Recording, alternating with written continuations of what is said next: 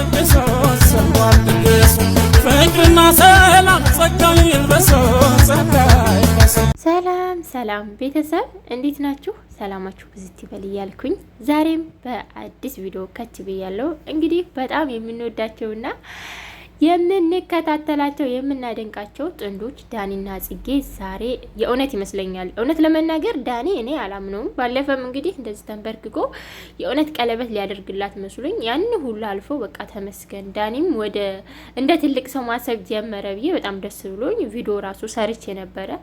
ነገር ግን ዳኒ ተንበርክኮ እንደዚህ እንደ ፕራንክ አድርጎ የአንገት ሀብል ነበረ የሰጣት እና ጽጌን በጣም ተናዳ እንዴት እንደዚህ ታደርጋለህ? እኔ የጠበቅኩት ሌላ አንተ ያደረከው ደግሞ ሌላ ነው እያለች በጣም ተናዳ ነበረ። እንግዲህ ግን ያው ያን ጊዜም ቢናደዱም ያው ይቅርታ አድርጋለታለች። ነገር ግን ዛሬ የእውነት ያው ከነ አብርሽ ጋር የገጠመ ሰው ታውቃላችሁ፣ በውሸት የተሞላ ሰው ነውና ለሌላ ሴት እንደማይሆን ተስፋ አለኝ።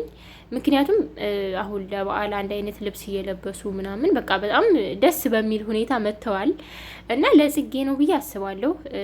በቃ እውነት መጨረሻቸው ይሄ ከሆነ በጣም ነው ደስ የሚለው። እውነት እኔ በጣም ነው ደስ የሚለኝ፣ ምክንያቱም በጣም የምወዳቸው በቃ ላለ አንድ ላይ ስላደጉ የሆነ በቃ ይመጣጠናሉ እና ጽጌም ትወደዋለች ዳኒም ደግሞ ጽጌን ይወዳታል ብዬ አስባለሁ እና ዛሬ እንግዲህ በቃ በጣም ደስ በሚል ነገር ነው የመጡት።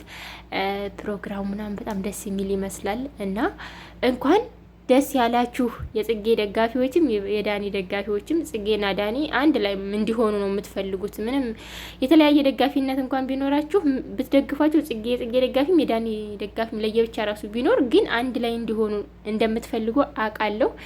ምክንያቱም አንድ ላይ ነው ወደ ሚዲያው ሲመጡ ሁለቱንም አንድ አይነት ፕራንክ ምናምን ሲሰሩ የምናውቃቸውና እንግዲህ የእውነት ያደርግላቸው። እኔ በጣም ደስ ብሎኛል። ለጽጌ ነው ብዬ ስለማስብ ማለት ነው። ቤተሰብ እንግዲህ እስቲ አብረን የምናየው ይሆናል ቪዲዮውን። ሰላማችሁ ብዝት ይበል። ባይ ባይ።